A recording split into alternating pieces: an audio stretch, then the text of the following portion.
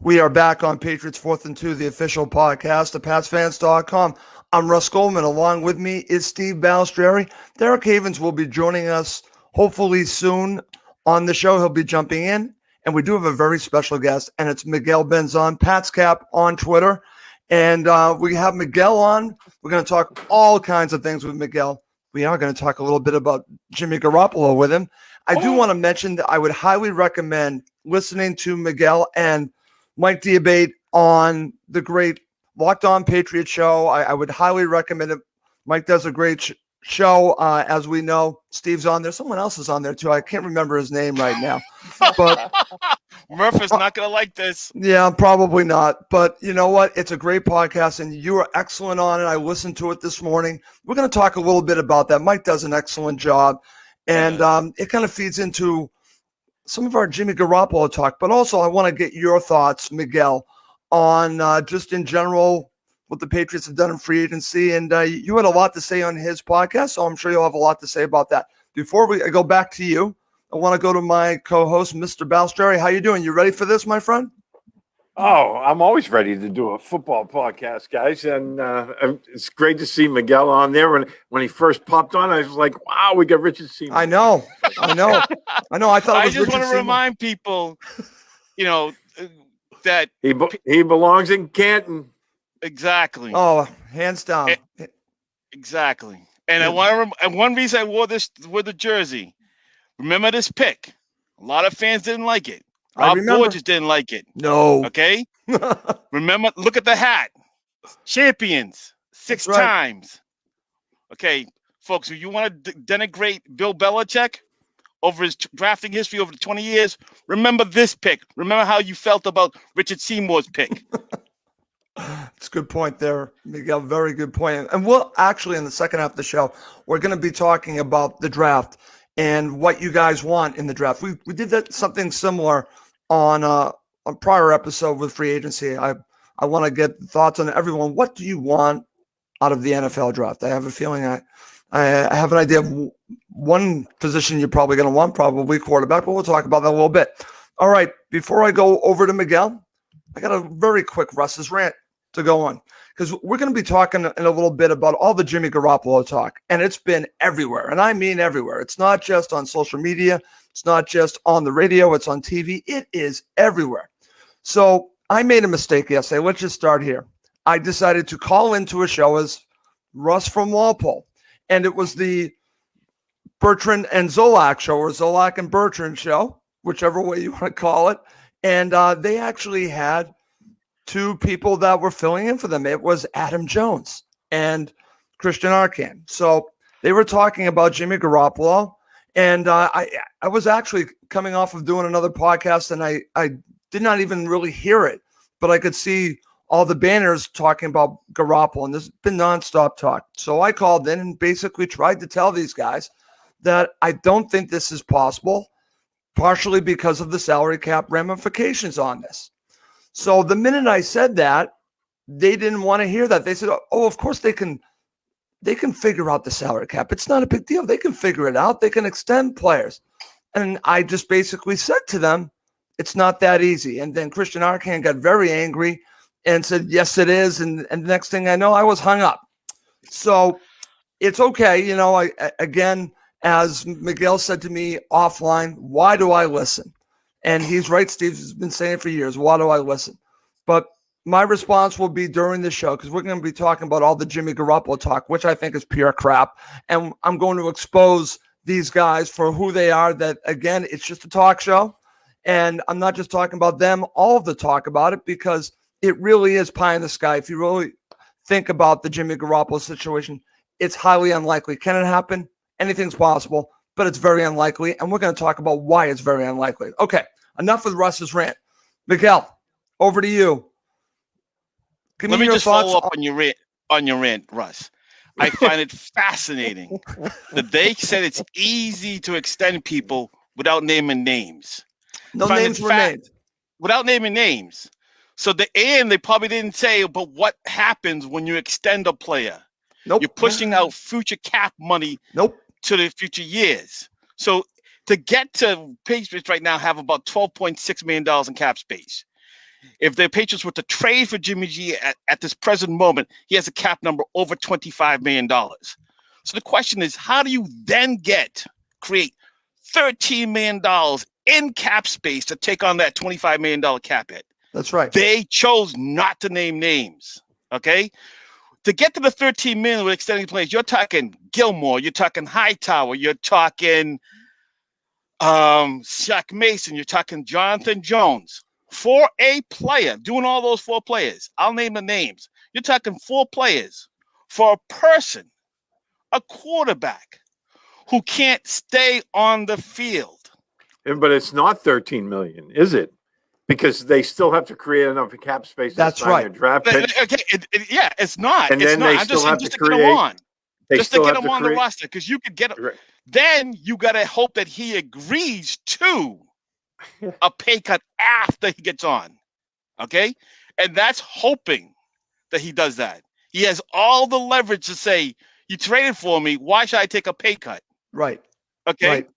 So you have to work with. He has to agree to pay cut. Let's say he does agree to pay cut. Then you create the cap space for the rest of the year. Okay, you're saying that he is worth pushing out salary cap money for 4 or 5 players. I don't think so. Okay, is it possible they could do it? Yes. Yeah. It's funny that they don't name it. They don't talk about the consequences of doing so, because it's a lazy argument to say anything is done. The same argument is it's just lazy for them to do so. I particularly find it funny. You talk to those 2 guys who earlier this year said the salary cap space is a myth and the Patriots couldn't sign all these players, which they did. Okay. So, all right. So I don't understand, Russ, why you think they know anything about the salary cap. They have proven over the years. I don't listen to them, Russ. Yep. I stopped following them on Twitter. All right. Because I don't think they know what they're talking about the salary cap. They get people like you fired up. Oh, yeah. Okay. But God bless. I don't know how you listen to him anymore. I just really don't. I'm sorry. Well, honestly, Miguel, what really angered me about this whole situation was you're my friend. Yeah. I know your knowledge and I respect your knowledge. And I took offense to it, honestly.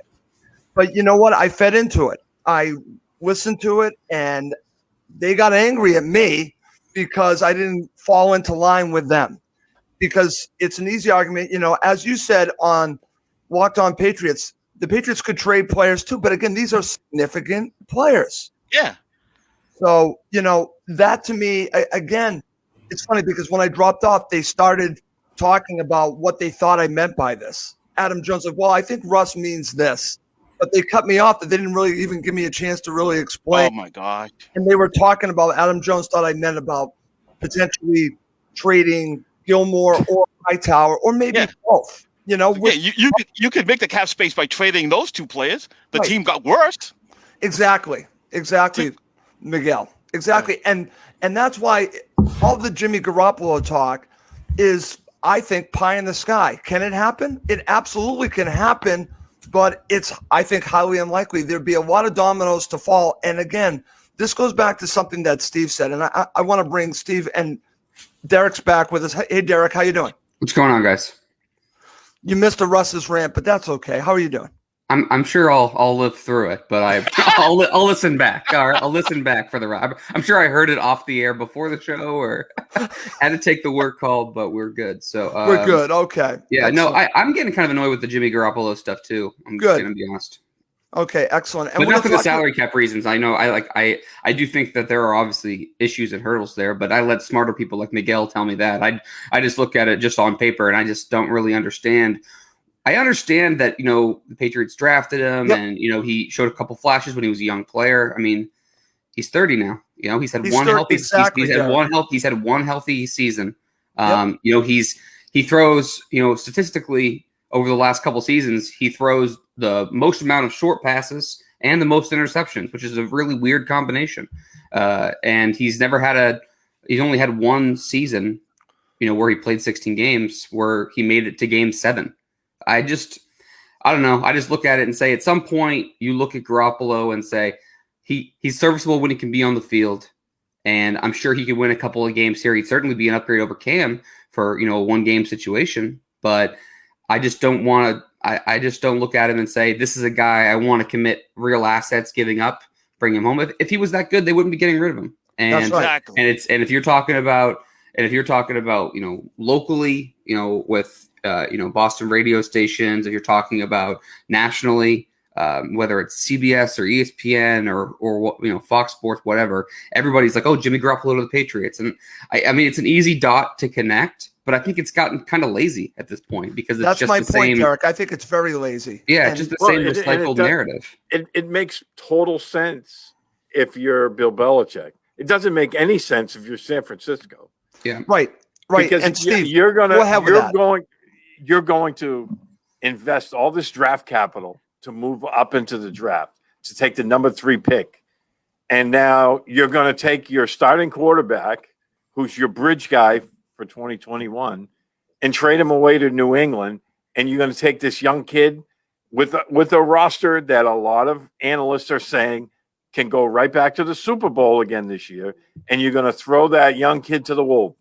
You're going to throw him in the deep end of the pool and potentially ruin a young quarterback by doing that. That doesn't make any sense whatsoever. And that's not what. Yeah, excuse me, but the cap-wise, the 49ers can afford to keep Jimmy G on. Right, I was about to say They have that. $19 million in cap space with Jimmy G on the roster. They have no cap reasons to let go of Jimmy G right now. And I'll just point this out. Oh, sorry. Go ahead. Continue. I'll just point this out. Out of the 80 players the Patriots have on their roster, 14 of them played with Jimmy G. Just 14. 5 of them are on the offensive side. So he doesn't know the Patriots roster. He is better off staying with the 49ers because he knows most of those players. He's worked with most of those players. He's played with most of those players. That's not true for the Patriots. Yeah, well, Right. that's a good point. But, if Jimmy was a free agent and you're talking about the Patriots' ability to, sign him to a new contract without giving up any assets, I think we're having a different conversation. But still, I wouldn't. Reality. But still, it's not reality, and it's also not a long-term solution either way, in my opinion. No, I don't Derek, it goes against what you and I want. Yeah, it goes completely against what we want. Yeah, and look, if he's, I don't think he's going to have too many opportunities to collect the kind of money he's collecting. I don't think he's going to get $25 million on the market. If he was to hit the market right now, I don't think he's going to be getting close to the money that he's getting with San Francisco. But I also understand he's probably a little pissed off because they made the move and are pretty blunt about, hey, we're going to get a quarterback. And NFL's a business. Yeah, and Right. it is business, and so he has some leverage in terms of his no trade clause, but pretty much how I envision it is they'll keep him for the year. Whether he plays all the games is a totally different conversation. I have a feeling that they would either transition to the rookie early or he'll get hurt and they'll do it then. But I think next year you could talk about it. But man, if we're sitting around next offseason and we're still talking about Jimmy Garoppolo, you're going to catch me on the top of the Tobin doing a swan dive. Derek, that's kind of my point in all of this. Why are we doing this? Why are we having this conversation? It starts with a trade. I understand that. And it's a lazy connection to go to the Patriots. It's automatic. Let's go to the Patriots. The Niners are trading up probably for a quarterback. Let's be honest here. That's probably what they're doing. So again, the next step is it's on Twitter. It's on social media. It's in the media as well, talking about, well, what about the Patriots? Why wouldn't they want Jimmy Garoppolo back? But again, Miguel makes the argument and Steve makes the other argument. Why would the Niners want to get rid of him if they're ready-made to win a Super Bowl? You're not going to throw a rookie quarterback to the wolves when you have a ready-made roster. You're not going to do that. I'm sorry. You're just not going to do that. And going back to Miguel, I want to mention, because Miguel mentioned this on Mike Diabate's Locked On Patriots, when you look at Garoppolo, Garoppolo in the situation that his trade value, Miguel, you said this, would be higher the longer they hold on to him. Yep. So you even said on Mike's show that you think that they could hold on to him until a quarterback gets hurt and another team needs a quarterback. That kind of makes sense because you can get the most for Jimmy Garoppolo. You're not going to do it now. So talk a little bit about that, Miguel. There will be teams who didn't get their quarterback during the draft. They might want to have Jimmy G then. Okay? His value only goes up the longer he stays on the roster. On their roster. His value only goes up. Well, don't you totally think there's like a agree. little bit of a teeter tot there? Like, I feel like it may, yeah, that's probably true until next offseason. But I feel like Okay, at the okay. offseason, Until I next think it does offseason, pivot. he's not going to. No one thinks he's going to be on the roster in March of 2020 on the 49ers roster in March of 2022. His value goes down next year. But I'm saying this offseason, his value goes up right up to week 1 until someone gets hurt. I think I'm trying to think why, like Steve said, it's hard to think of a reason why they should get rid of them, except for the cap. Only reason if you need to say, I want to sign the cap space and I want a front loaded deal to Bosa. You know what I'm saying? They have, I think Nick Bosa's right. Nick right. Bosa. They have Nick. I also want a front loader deal with Nick Bosa. And so they have cap space going forward. That's the only reason to do it. Okay. So let's get to the basic question, because again, we are talking about Garoppolo, and like Derek said, if we're talking about Garoppolo in another year, I'll be with him on the Tobin Bridge, because it's driving me crazy. But it's football. Don't take this as serious. It's life or death, Miguel. But let's be honest and listen. There are a lot of Patriots fans listening, and I know there are a bunch of Patriots fans that want him back. So I'm going to ask the basic question: do you want Jimmy Garoppolo back? I'm the one that did not want them to trade Jimmy Garoppolo. Miguel knows this for a fact. I'm here to tell you I don't want them to trade for Jimmy Garoppolo. I don't want him back. Steve, I'll go to you first. If they could get it to work with all the things that they would have to do to bring in Jimmy Garoppolo, to trade for him, to get it under the salary cap, would you want Garoppolo back? First to you. Well, I'll quote Derek here. He's a step up from Cam Newton, but I'm going to quote that and say for 6 games, sure. After 6 games, you don't know if he's even going to be there or not. That's right. So why would you want to spend $25 million for a guy that you don't know if he's going to last more than half a season? And you might have to trade players. He's missed 23 games in the past 3 seasons. And we talk about how beat up Cam Newton's been. The last 4 years, Cam Newton's played more games than Jimmy Garoppolo. Right. Okay. So I would rather have a guy that's going to be there for the entire season. I'm there with you. I'm there with you. And so, no, I don't want. I like Jimmy when he was here. But, one thing that we've seen, he can't stay healthy. And that's right. He was really impressive in that Arizona debut, and he had that quarter and a half against Miami where he was like, I was like, wow, they might have something here. This is interesting. And then he got hurt, and then it just kind of went down this drain hole. Like, the team thought he was going to play in that Buffalo game. He couldn't make it work, and he's shown flashes here and there, but it's just, I just look at it. I understand I don't want to say people are desperate, but people know the reality of the quarterback situation. Patriots fans understand that in order for them to really be back, they're going to need to improve their quarterback situation. So, people are grasping at straws a little bit, but this just isn't it. Like I said, if he was a free agent, if everything was the exact same and he was a free agent and all the other options were the same, well, then sure, I guess I'll roll the dice on him as a bridge guy.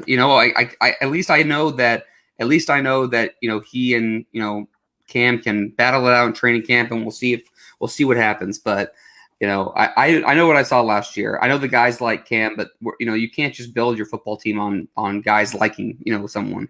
He's got to be able to throw the ball more efficiently than he did last year, and they're going to give him another chance to do that. I'm just looking at long term. Garoppolo's not your answer next offseason or this season. And I said last show that I'm hoping that they draft a quarterback, and that's still been, we've talked about that for weeks. Yep. I'm growing more pessimistic after this 49ers trade, but I don't think we've talked about they're still going to draft a quarterback. But Derek, I still think they will as well. It just might not. Yeah, but in the first round, don't know. What about you, Steve? I don't know. And I'll talk about it when we get into the draft talk here. Yeah, we're going to get into draft talk in the second half of the show. Okay, then I'll hit the pause button for that. Okay. Teaser. All right, Miguel. Yeah, that's good. Before I get your overall thoughts on free agency, because you had some great stuff to share with Mike Debate on Locked On Patriots. Before I get to that, I want to just get your thoughts on Jimmy G, because I think you made it known that you're not a fan. Not a fan. Don't want him on the team. Wouldn't sign him as a free agent. Let's move on. Okay, I mean, literally, okay. For me, he's the antithesis of what the Patriots have done this offseason. Yeah. They have signed several players to contracts that says active roster bonus where you can earn $1 million for being active for the season. All right. You have signed several players that have playtime incentives. All right. So you got to ask therefore he has to sign a deal for the same kind of thing that the leader of the team to sign the same kind of deal. All right. So you have to ask him to sign a deal that has active roster bonus. You have to sign a deal that has playing time incentives. All right. Because you can't have a different standard for him than you do for the rest of the team. All these other free agents. All right. I just don't think, I don't trust them. I wouldn't bet, none of us here. And then people listening to this, how are you willing to bet your life or anybody's life that he would start and finish all 17 games this season? None of us will say, put their hands up if you would have put any amount of money, none of us would say that. That's just hope. That's just hope. Okay. All right, Miguel, right back to you because, again, I just want your overall thoughts on free agency. Like I keep referencing Mike's show, but you really seem surprised that they went as hog wild as they did in free agency with the number of players that they brought in. The volume surprised me, the number of free agents they signed. Well, what they did not surprise me. Okay. I'm surprised by – I shouldn't be surprised. I'm surprised by the people who turned negative on looking at the free agents or what the Patriots do in free agency. The Patriots folks going to make over 100 transactions this offseason. They're human. We are all human. Are they going to get all 100 transactions right? No. But big picture-wise, I think the Patriots nailed free agency. Okay. It cracks me up that people are worried about the guaranteed money that the Patriots gave up. I love Jason Fitzgerald from Over the Cap, but for him to call it absurd is ridiculous. All right? Because they basically, part of that guaranteed money is first-year salary. All right? So all the players who they signed the one-year deals, their guarantees goes away after this year. All the guaranteed money for the second-year players who signed 2-year contracts and some have some or all of their second-year salary guaranteed goes away after 2 years. Most of that guaranteed money that they're talking about goes away in 2 years. All right? So I don't get why people focus on the guaranteed money. Yep. Because some of it is definitely salary in the first year. It's definitely salary in the second year. Every player that's signed, except for Geno Smith, that signed to a multi-year contract, the Patriots could walk away in next year and create cap space. All right. Okay. And I'll say this, and I'll say this again. I keep on finding it fascinating that people will talk about how much little cash the Patriots spent in 2020 without mentioning the 8 opt-outs. Okay, that's a great point, Miguel. They should go hand in hand, and you don't hear that. You're right. You don't. It's shameful. It's misleading. It lacks context. Not to say the Patriots had led the league the number of opt-outs. If Hightower's salary was on the cap in 2020, if Chung's salary was on the cap in 2020, Cannon's cap was on 2020, of course they would have spent more money in 2020. It's shameful. It is misleading. I hate I'm ranting right now, but that's folks, okay. You can rant too. Okay, that's just so wrong. We deserve fans. We deserve better. Yeah.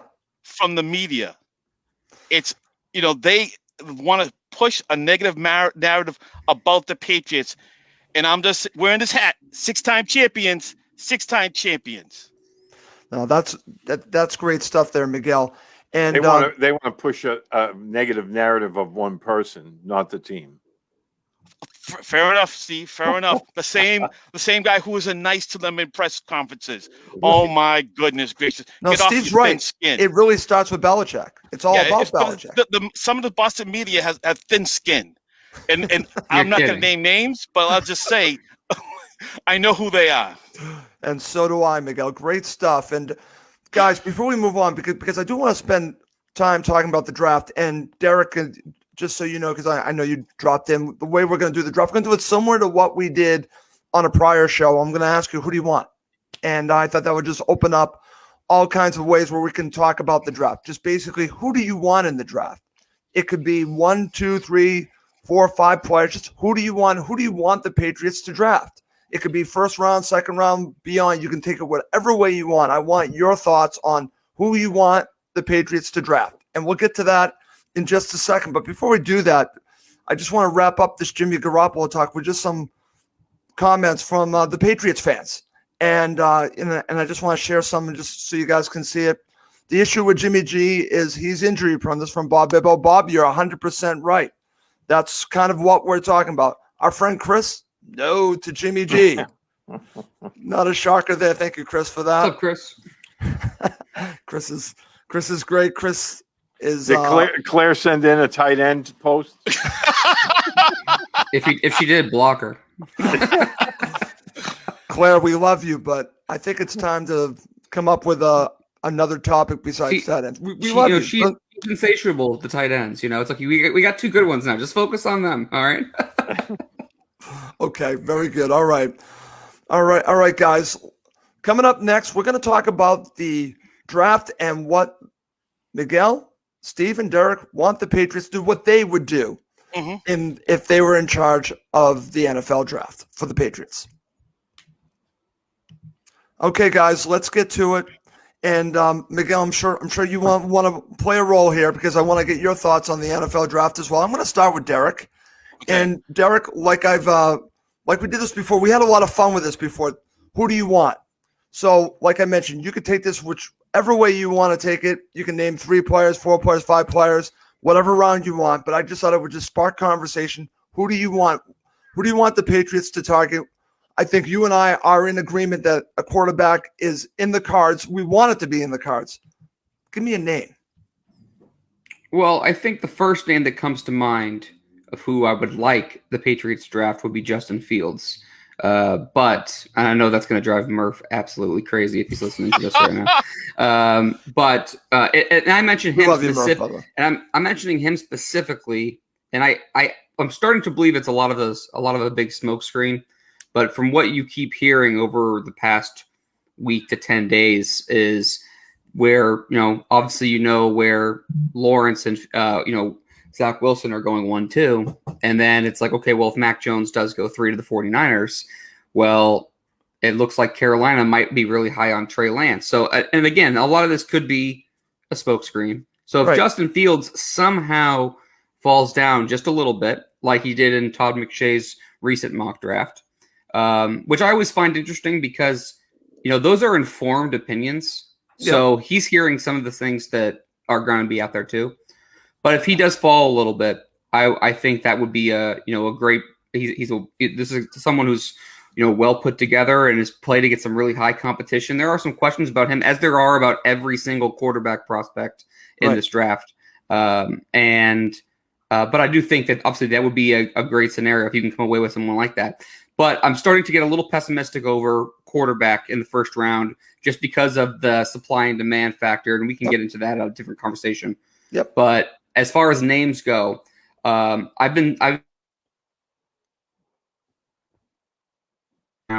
so I'll focus on that for now. I think that you could look at 3 guys I would mention. I think cornerback should be heavily in consideration. Okay. The Stephon Gilmore and J.C. Jackson situations are silently hanging in the background that are kind of big shoes to drop because I'm wondering if they're going to keep one of them and maybe try to flip the other one. If they let go of both, you're in real bad shape. But I don't think that's going to happen. I think actually the more likely scenario is both come back. But I still think cornerback could be a sneaky position. So look at Patrick Surtain, who's a really well put together cornerback from Alabama. Obviously, his father played in the NFL too. And then J.C. Horn, the cornerback for the South Carolina Gamecocks, which will make Steve very happy. Of course. And Jason, and I think the Patriots would like both of these corners for different reasons. They are different players. Steve's smiling. Yeah, Surtain is a really, really well put together prospect, and he's a really solid player. I think he's one of those guys that maybe he won't be an absolute star, but I think he's going to be a very good player for a decade. Okay. And we're a very tough position. Where J.C. Horn, he kind of reminds me a lot of an Aqib Talib type. I think actually he has a chance to be better, and because of the way he plays the game and, his techniques in terms of man coverage. And, he's definitely kind of greedy with the ball and just the way he attacks. I just look at him as someone who reminds me of a little bit of Aqib Talib. And obviously we know the Patriots were high on him and, because he was here. So I just wonder about those two players. Micah Parsons has been on my name for a while, but the other guy that's been really high up, especially after his pro day, is Kwity Paye, the edge defender from Michigan. And this is someone, the reason I put this one as my third name right there, guys, is because obviously Bill has drafted a couple guys from that Michigan front seven over the last couple of years. So obviously he's familiar with the program. He likes something about what they do on defense. And Kwity Paye has, in terms of physical traits, he's put together in the prototypical size that Belichick looks for. His athletic testing was through the roof. If he checks out on the whiteboards, I think that could be very well end up being the pick. As far as those, so as far as defense goes, those three names, those are the three names on my board right now. Okay. I want to go back to you before I go to Steve and get Steve's thoughts on who he wants and also what he thinks about what you just shared there. Going back to Justin Fields, and I'm just asking a question. How does he fit into the Patriots offense? And who would be the best fit quarterback-wise for the Patriots offense? It's funny. It's easy to say Mac Jones because of the Alabama connection, but I'm not sure if he's the best fit. Actually, I think the best fit might be Trey Lance. Well, that's why I'm asking. Who's the best fit for the Patriots offense? Trey Lance has an incredibly high ceiling. The problem with Trey Lance will just be, he just hasn't really played enough. He hasn't really played enough games, and he, is a very young player who's going to need more time. And I could see a situation where Matt Rule, who just came from Baylor, 2 seasons ago with Carolina Panthers, I could see a situation where he's a situation where he can have Teddy Bridgewater for a year or two and work Trey Lance in. I think that makes a lot of sense. The wild card team really is Atlanta at 4. Because we know the first 3 picks are quarterbacks. So there is going to be at least one guy of those big 4 prospects, not even including Mac Jones, who are going to be in that conversation. So if Atlanta trades out, if they don't want a quarterback, draft's going to get really interesting. Okay. But see, if Atlanta does trade, my pessimism with the quarterback situation for the Patriots is the fact that Atlanta's not going to trade with Carolina. They're in the division. So you look at Denver at 9. If Denver wants to get super aggressive at quarterback, it's going to be hard for you to beat a package. Yep. And it's going to be hard for you to beat a package to move up because they have 9 and you have 15. So it's a very, very tough situation for the Patriots, I think, to get a quarterback, which is why I've kind of tempered my expectations. Now, I would still love it. It would still be my first case scenario. That's what I want. I don't care about the draft picks, what they have to give up. I want to go up and get somebody if they really believe in him, if the right guy's there. I just don't know if it's going to happen, but I still look at best player available, and like the same point that I've said before, I'll mention again real quick, because if you look at the top 10 picks of how this is probably going to shake out at this mock, look at any mock you want. Yep. It's going to be 8 offensive players probably, if not 9 in the top 10. And that pushes these defensive prospects down the board. And so I think that when you're looking at 15 for Bill, I think Patrick Surtain might go to the Dallas Cowboys at 10, and there might be 1 or 2 guys who go in front of him. But you're still going to get a top 5 defensive prospect at 15, which is why I think the Patriots go defense if they're unable to get a quarterback.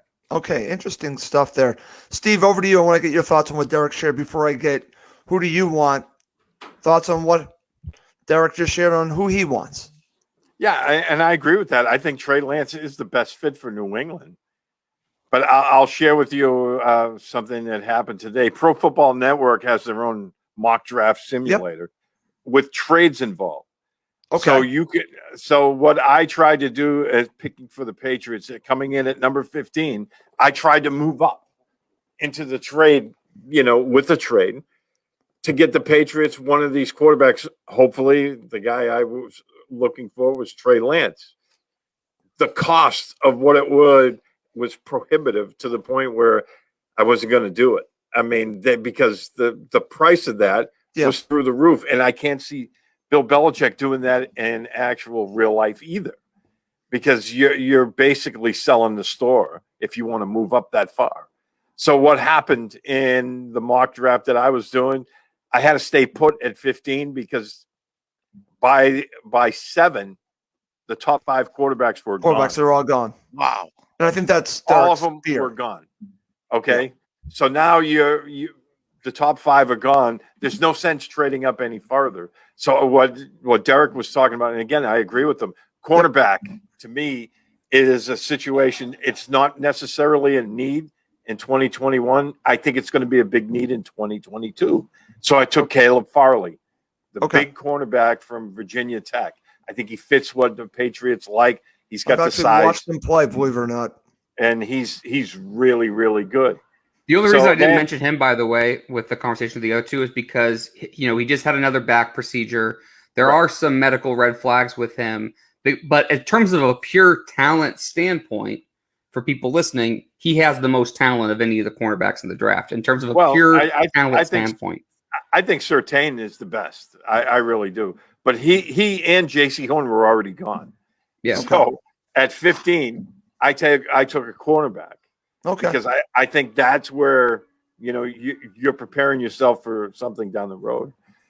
And then the question is, okay, where do you fit in these other quarterbacks? Right. And I didn't take a quarterback. Okay.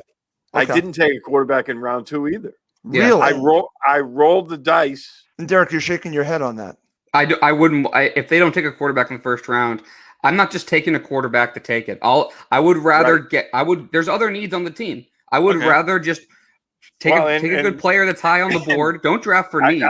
And then address it next year. You don't know who's going to be available next year. Okay. So, and that was going to be my question. Would you be willing to walk away from this draft without a quarterback just because? Hold on. I'm not done.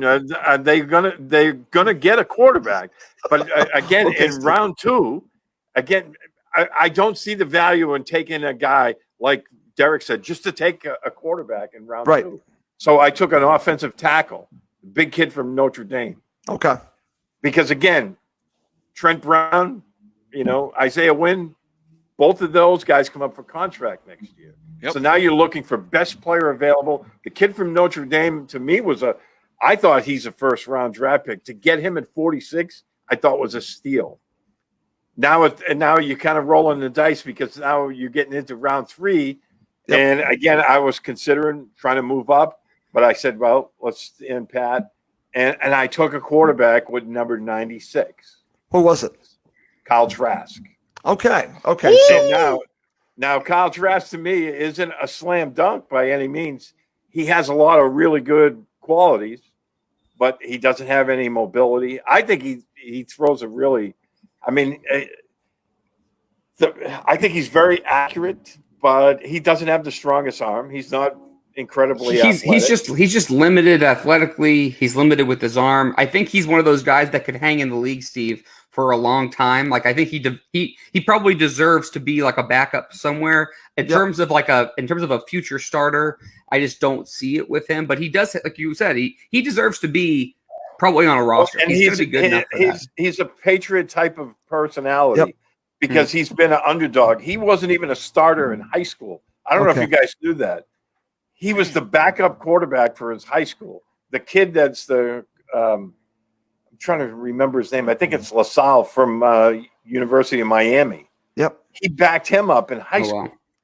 But he still had enough tape because their high school was blowing everybody out. Right. That Florida offered him a shot, and then he had to obviously work his way up in Florida.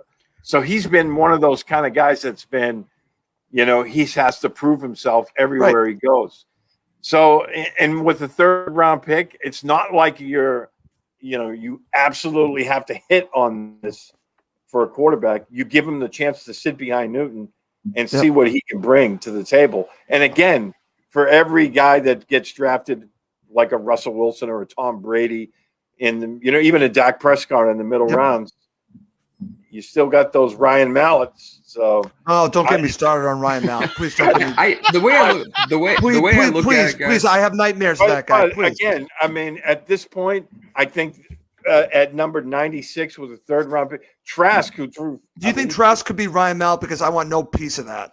Well, I'm saying he could No, he's be. saying just as easily as it could be a Dak, Yeah. Ryan, or actually, really not just as easily because it's very rare that is a Dak Prescott, but more likely it could be. When he Right, says but Ryan Mallett, I don't think he means personality. I think he means he threw quality 43 player. touchdowns last year. So, the talent is there. Yep. Whether or not it can, if he's reached his peak at Florida last year, Yep. then I don't think he's going to be a guy. Okay. If he's still ascending, if he hasn't reached that peak with the right coaching and taking it at least a year to learn the system, I'd be willing to roll the dice with a 96. I would pick. have no problem with him in the third round. I just don't think he's going to get there. I just have a hard time because he's kind of consensus like in that 6-7 range of quarterback prospects in the draft. Yep. And if you're telling me 5 are going to go in the top half of the first round, I don't see the next 1 or 2 guys falling all the way to the third round. Okay, well, just so you know, I want to share this, guys. Sorry, our friend Jay just shared this on Facebook. McDaniels was at Trask Pro Day, FYI. Yes, that's true. And but there's a lot of prospects. Yeah, as he should be. He should be checking these guys out. Yeah, I don't read too much into that.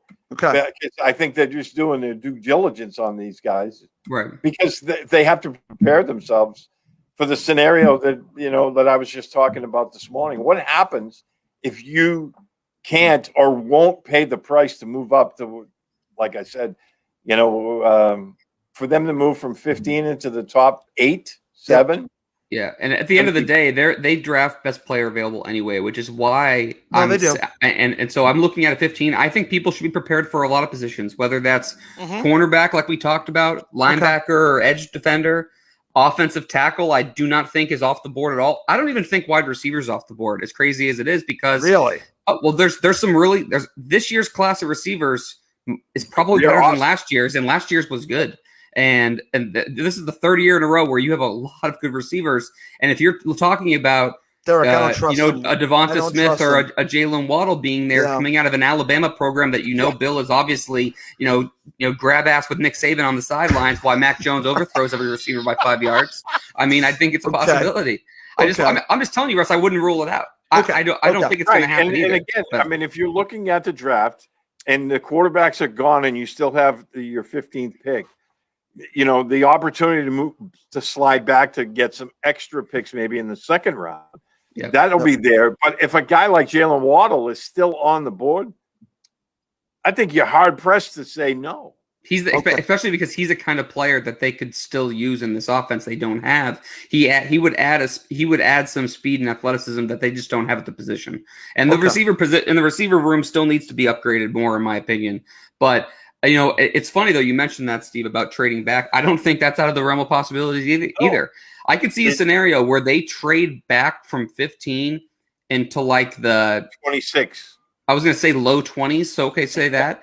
And then move up from 46. Do what they did similarly to Chandler Jones and Donta Hightower several years ago. And they could target 2 guys. I could see a scenario where that happens, especially if quarterbacks go crazy in the top like we're expecting and all these players fall to them. And which is, again, why exactly I feel like, because he goes best player available, why defense just makes the most sense, because there's going to be so many offensive players going 1 to 14. No, it's a good point. I do want to share this because I trust Jay's knowledge when it comes to quarterbacks. Sure. So, Steve, I want to get your thoughts on what Jay just shared here.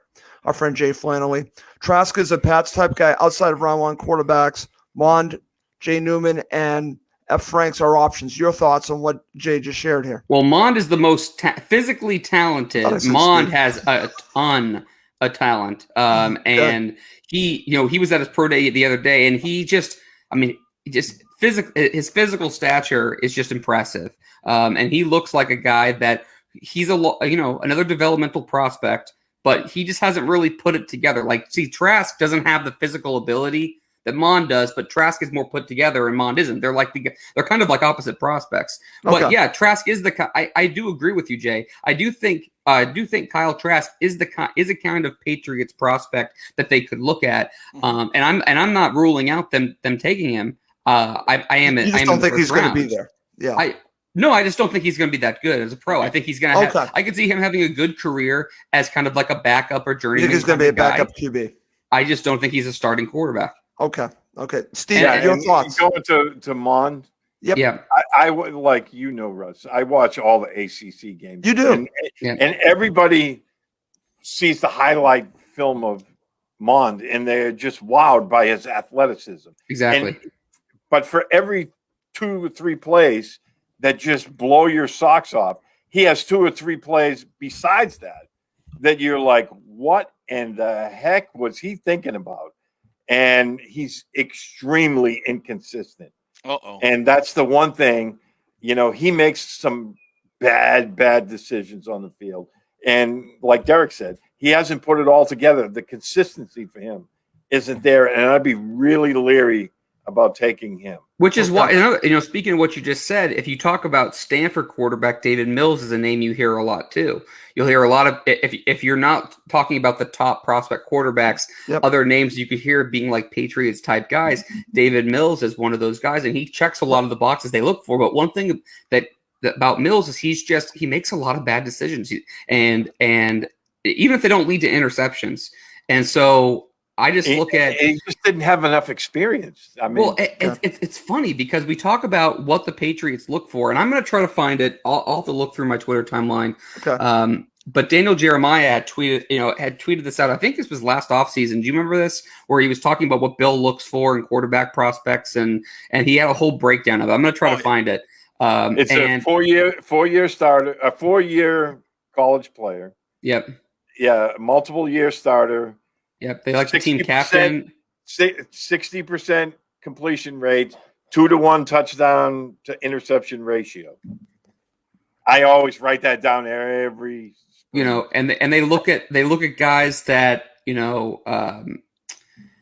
Pete Carroll, for example, he talked about how when you talk about college quarterbacks, they look at a jump of play every 10 starts and like how important that is for a young quarterback, which is why I can see. So like Trey Lance, like his playing style, the things that he does, he looks like, we talked about him being the best fit, but the guy I could see them like the most is Justin Fields because he's played against really high competition in a strong conference, has a lot of experience at a couple different programs. That's why I could see him doing that. He doesn't make a lot of dumb mistakes. I could see that, being a fit too.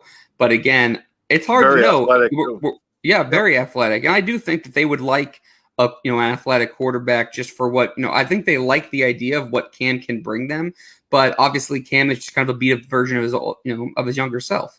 Right. So I'm fascinated by the conversation.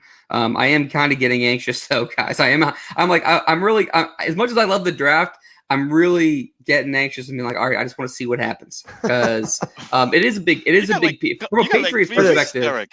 It is. What's up? It is. You got like 3 more weeks. I know. I'm not gonna make it. I'm not gonna. I know. And we have to have a pure draft show. We definitely have to do that. Yeah, but Steve and I are gonna get the draft shows cranking. Hopefully next week. I gotta talk to him about that off air. Okay. Well, that's good. Well, that's good. Derek, Steve's ready. Steve's ready. Okay. Miguel, I definitely want to get your thoughts on what the guys shared, and then I want to know, who do you want? I'm really interested in Steve's mock draft where he looked at Pro Football Network because he said 5 quarterbacks, listed 2 cornerbacks. Man, I'm like thinking, who's left? And I'm thinking who I would want out of the guys left. I would think I would probably try to take the best offensive tackle left. Really? In the first round? In the first round. They hit, like Steve said, Trent Brown and Isaiah Wynn are playing on their last year of the contract. That's a good point. Okay. As for, I don't follow the draft, folks. Okay, so all I do is salary cap stuff. So I don't know. Yeah. I don't watch any college football, so I'm not going to pretend that I knew anything in the draft. I'll just talk about position wise. Yeah, just position wise, Miguel. Okay, I would like to see them. I don't think it's. I really wish that the NFL did not screw. Excuse me, as a home language, the Patriots out of a 3rd round pick for the Bengals stuff. I just don't. Okay, because that 3rd round pick is draft capital that they could use to move up in the first round. I don't think they have enough draft capital to move up to get one of the 5 quarterbacks now. Okay, like Derek has said. I hate to repeat what we've already said. So what I would want is them to maybe move up in the draft in 15 to get the best offensive tackle in the draft, or to get the best cornerback in the draft. All right, or get to a Micah Parsons on the draft because I need a linebacker going for the future. All right. Okay. In the second round, I would like to get best player available. All right, whatever it is. And they usually gamble in the second round, Miguel. That's where they really gamble. Okay, that's where they gamble. Okay, maybe Robert Kraft is right, and they're changing the whole philosophy. All right, maybe. But okay, so let's get the best player available, wide receiver, whatever. All right, I'll say this, folks. I would look for the Patriots, to trade up to the Seattle Seahawks, who they only have 3 picks this year. Their first pick is in the second round. That's a good point. They only have 3 picks. Patriots have 10 picks. Patriots do not have enough room on their roster for 10 draft picks and 2 or more undrafted free agents. So I would look to trade up, maybe from 96 to the bottom of the second round, and get another player in the second round. Oh, you're talking dirty to me, Miguel. I like where your head's at, baby. This is what we're talking about. I don't follow the draft. I gotta just go logic. I gotta go what Bill has shown. All right, makes a lot of sense. I just go with logic. All right, that's what I can bring. That's new to the show. Draft. I'll leave it to Adam Jones and the not guys on the radio just to make up stuff. Okay, I'm not pretending I know the draft. Okay, I'm just gonna give up the stuff I know. All right. I think the Patriots Seattle thing makes a lot of sense. What a concept, using logic, Miguel. Yeah, exactly. Call in on Monday afternoon. The chances of me calling in to Adam Jones is less than nil. That guy hung up on me once. He will never get the chance to hang up on me again. I remember. I do have to share this because our friend Claire is listening or watching. So I have to share this comment. Wow, Derek, so mean. What did I ever do to you? I'm a tight end girl. We know this, Claire. We just want you to branch out besides the tight ends. That's all. All right. She wants Ryan Izzo to be the quarterback next year. Miguel, though, to your point, there's a good chance that, the Oregon actually just had the pro day yesterday. We're recording this on April 3rd. So April 2nd, Penei Sewell, the top offensive lineman, he's going to go pretty early. If he doesn't go Cincinnati at 5 overall, he's going to go shortly after that. And Rashawn Slater is another guy who's an offensive tackle who could be in the Patriots range. Okay. But I think the name that you want to look for is Christian Darrisaw from Virginia Tech. I think that's the guy that they would draft if they go offensive tackle. To me, I think that's the guy that they would look at. So for offensive tackle, for your sake, which makes sense. But speaking of Isaiah Wynn, isn't his 5th-year option? That's May 3rd is the deadline for that, right? May 3rd so that's a month from today. It's May 3rd, and it's fully guaranteed. Yeah, but hang on, go real quick. So with that contract, though, it's only fully guaranteed for injury, though, right? No. Soon as you pick up going forward in the 2027 CBA, you pick up the 5th-year option and any player in the first round, right? The 5th year is fully guaranteed, and if they don't have any part of their 4th-year salary fully guaranteed, it also becomes fully guaranteed. So when you pick up the option, if the Patriots were to pick up the option for Isaiah Wynn, they get fully guaranteed not only his 2021 salary, his 2022 salary. Interesting. Okay, I was under the impression that his up the option. I was under the impression that his changed. 5th year it changed. It changed in a new CBA. Okay. There we go. See, now we know. That's why we have Miguel on. Baby. That's why we have Miguel on. Miguel, I'm actually going to share a couple comments from our friend Jay again. To go along with Miguel's offensive line, I did 5 quarterbacks gone, at least 2 wide receivers plus Pitts, plug in 1 offensive tackle, then make up a list at 15, 5 to 6 guys, and then he follows that up with this, Miguel. You're going to like this. Why Miguel is a cap guy makes a lot of sense. Can you share this? Can you share comments again? Go to the first thing he said. Which one? I don't know, with all the breakdown of the receivers and okay. So you got 5 quarterbacks, at least 2 receivers. That's 7. Pitts is 8. Sewell is 9, which is why. So this is a perfect example of what I was just talking about. Yeah. Okay. Because if 5 quarterbacks do go in the top 10, which by the way would be so incredibly unprecedented, it's not even funny. because I don't think there's ever been a draft, especially in the modern era, where quarterbacks have gone through the first 4 picks. And the last time it was 3 picks. The first 3. I want to say it was like 93. It was. I'll have to look that up. But this would be an unprecedented situation. But if you were talking about that many offensive players going, that's why defense just keeps making more sense. I know that the Dallas Cowboys are going. If they stay at 10, they're going defense, and they could be the only team that drafts defense in this first 10 picks. The Dallas Cowboys would have to be cap wise. They have to go defense. I just think it makes a lot of sense for them. The cornerback, I just think makes a lot of sense for them. Cap wise, they need to go defense. Of course, they'll probably do the opposite. Yeah.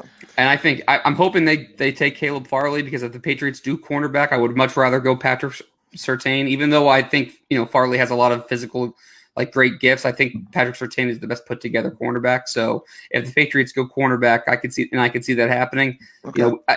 We always talk about the Patriots draft and how they do things maybe a year early, right? Yeah. And that's why offensive tackle and cornerback just makes too much sense to me right now. Yeah. Okay. Did you see Patrick Surtain play? Yes. So then you'll like my mock draft tomorrow.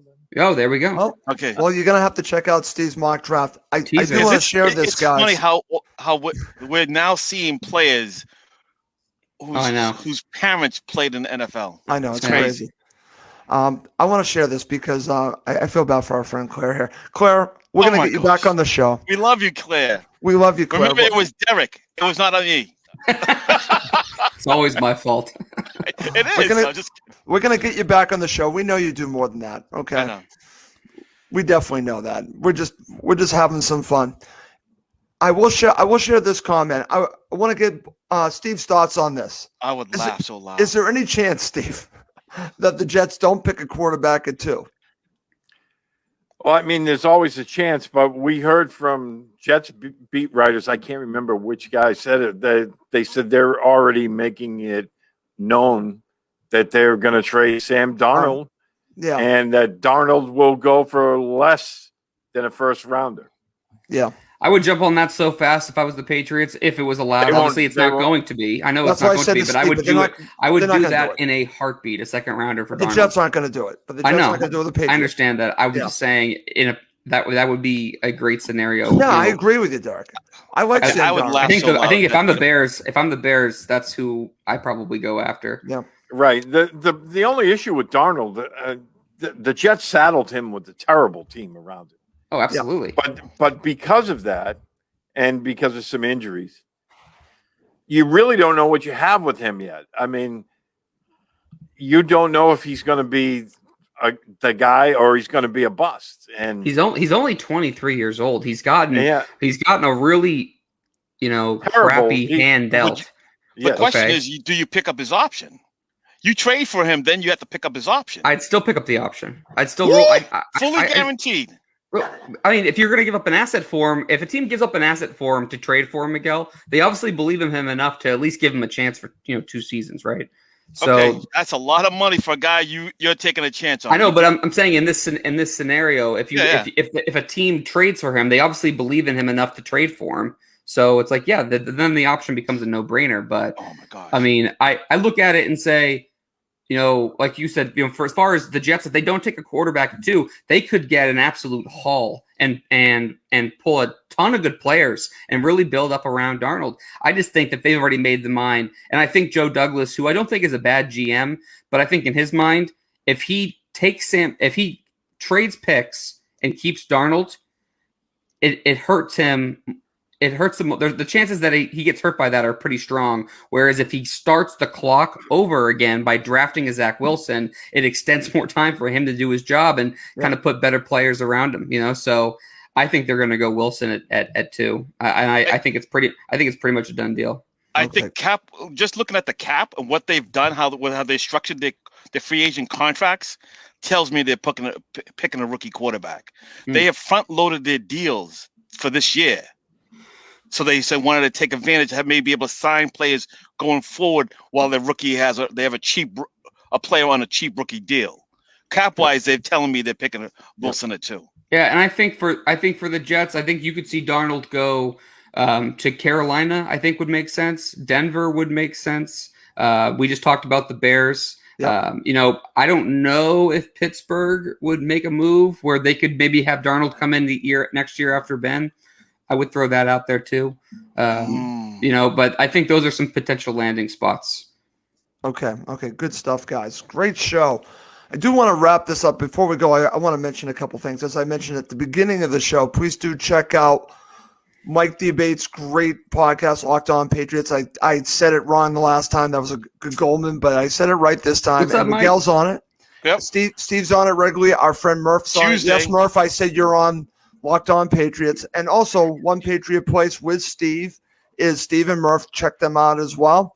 Also want to mention, please check out the YouTube channel for our Pats fans, because this podcast video will be on the PatsFans.com YouTube channel. So please do check it out and please do subscribe. Also, if you're listening to the podcast, please do give us a review on iTunes and just help us find other Patriots fans to listen to the show, because they're listening to a lot of crap on the radio. They need to be listening to quality stuff right here on Patriots 4th and 2. Thank you, Miguel. Thank you. Take your own advice. Thank you, Steve. Preach, practice what you preach, Russ. I know. Okay.